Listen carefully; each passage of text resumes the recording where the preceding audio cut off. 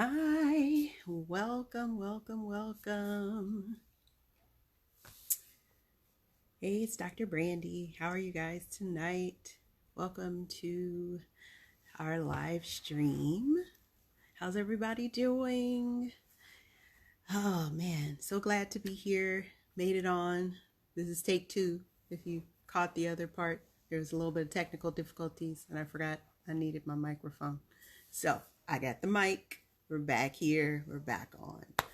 All right, so how's everybody? How's your week been so far? Happy hump day. It's Wednesday again. Yes. Oh man, Wednesdays are kind of tough because you're like, okay, I made it to the middle of the week. I got 2 more days to go. But sometimes thinking about those 2 more days is a little challenging. But I'm glad it's Wednesday. I'm glad it's not Monday. We made it halfway through the week. It'll be good. We'll get to the weekend. All right. So, again, welcome to tonight. I'm Dr. Brandye, gynecologist, author, and libido coach.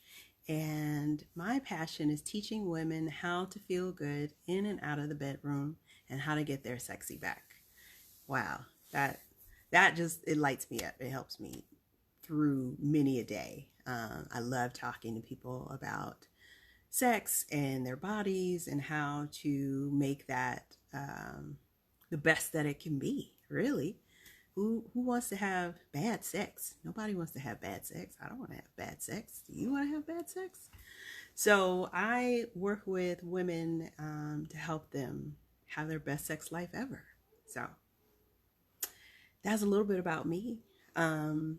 Tonight, what I want to present to you, or what I want to talk about, is something that I had been seeing quite a bit over the last week in the office. So on the Life Love Libido Show, we talk about lots of things. Today, we're talking about vaginal dryness. So the question is, are you dry down there? And I have seen many different women who come in with that concern or with that complaint. They come in and they're like, hey, things are dry down there. I don't understand what's going on. Some women are like, hey, am I in menopause? I think I'm in menopause because it hurts or it's dry. But they're like 28 years old. So it's like, no, you're not in menopause. Let's see, what's going on and let's check some things out. But then the other end of the spectrum, I had a lady come in just yesterday, who she was like, yeah, ever since I went into menopause, things have been dry. But when I was breastfeeding my 3 kids, I also had the same issue. And, so I know what it feels like, and this is what's going on. And so there's just a whole gamut of women and their age ranges who come in and see me for vaginal dryness. But there are also a number of different reasons why someone might come in and say that they're having vaginal dryness. So I thought it would be good to talk about that tonight, just because I saw so much of it over the last week. So typically with vaginal dryness, there are a couple things that you may want to, or a couple things that we think about when we as an OBGYN, as we're looking and seeing what's going on. Hey, Dr. Mashika, thanks for joining tonight. Glad to have you. We're just talking a little bit about vaginal dryness tonight because I had so much of that I saw in the clinic over the last week. But there are so many different reasons that someone can experience vaginal dryness. One of the big things that I see in the younger women who are complaining of vaginal dryness is not necessarily that the vagina is dry, but that they actually may have an infection, kind of like a yeast infection. Sometimes bacterial vaginosis can give you a sensation like things are dry, like there's a friction and a burning, and it doesn't feel good. It just feels very irritated. So that can show up as a vaginal dryness. But on our end, when we're looking, it's not actually dry, but we understand that terminology that people use and why they would think, oh, it seems dry because there's a lot of friction and pain. So that's one reason. Another reason that we notice, or that someone would come in and talk about vaginal dryness, is just that if they are not lubricating enough. So sometimes we may not engage in enough foreplay, we may not be exceptionally turned on, and there's just not enough lubrication there to actually be able to effectively have sex and enjoy it. So it starts to hurt. Another reason could be different medications that you're taking. Some medications literally dry up your mucous membrane, so your mouth, your eyes, and that includes the vagina too. So certain medications will make that possible. And then there are certain other medical conditions. We talked about infections, but there are also certain skin conditions and certain collagen disorders that actually make lubricating surfaces in the vagina very difficult. So that's kind of an overview of some of the things that can cause vaginal dryness. And then on kind of the hormonal side of it, women who are breastfeeding. When you breastfeed, that's actually creating a low estrogen state or hypoestrogenic state. And so that can make things difficult and make it harder to lubricate. So I had a postpartum patient that I talked to today, and I was like, okay. And I always tell my postpartum ladies, like, listen, when you get ready to get back into the sexy time, get into that sexual activity, make sure you have enough lubrication.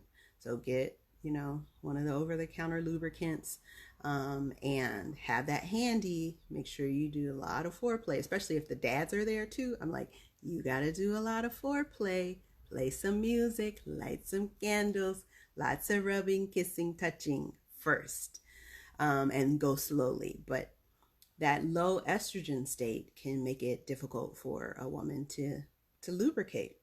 And that's what happens in menopause as well. There's just not enough estrogen, so your body is not creating enough lubrication. In menopause too, a lot of the women will come in and say, oh, it's dry. But again, it's not dry per se in menopause.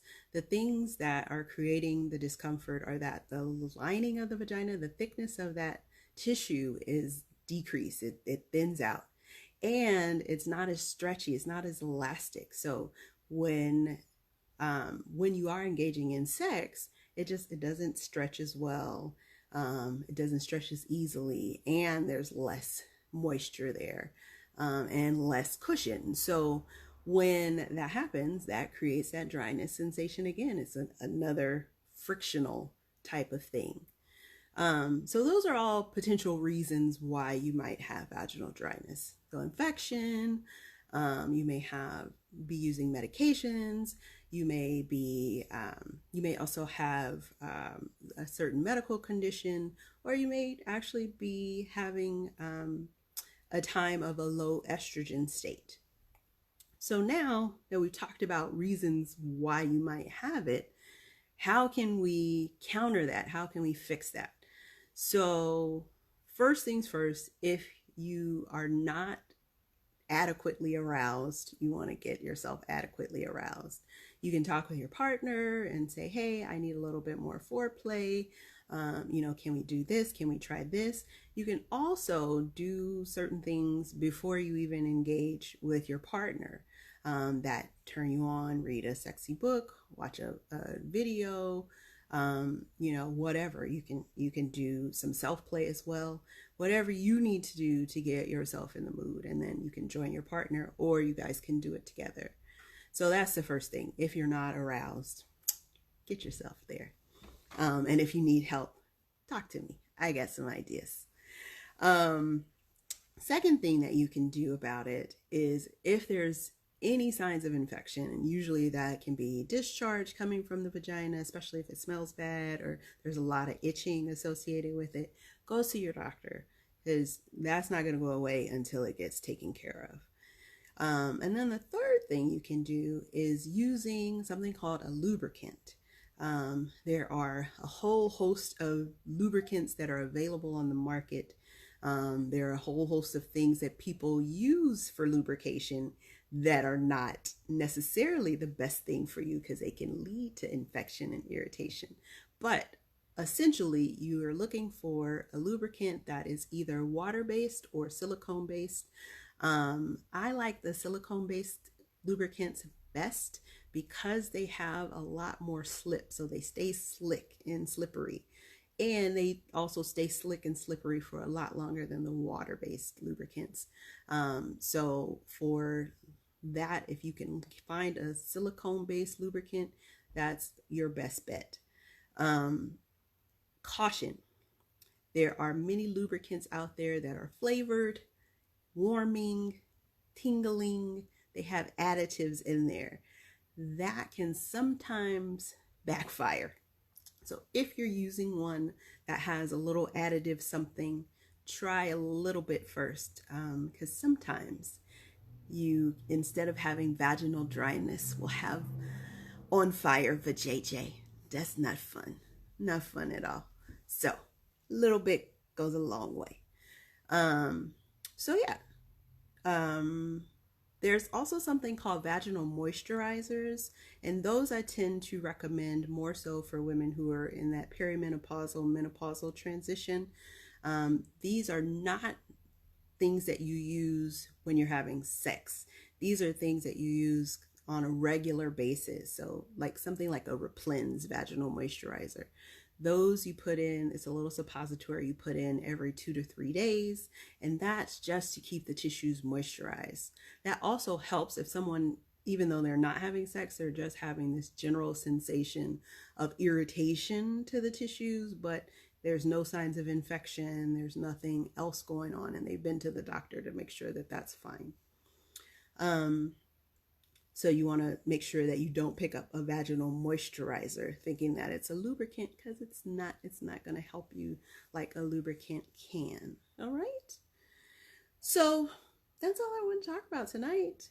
I hope you guys enjoyed the show. Thanks again, Dr. Mashika, for tuning in. So this has been our second episode, yay, of the Life Love Libido Show. I'm Dr. Brandye, libido coach, OBGYN, author, and I teach women how to feel good in and out of the bedroom and how to get their sexy back. If you know of any woman who would benefit from watching our show, please share the video.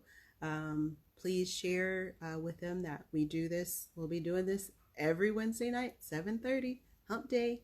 And we'll come with some valuable information and topics, and hope that you can join us again. If you don't follow me already, you can follow me at facebook.com/Dr. Brandye. That's DrBrandye. All right, here's to turning up your sexy, and I'll see you next week. Bye-bye.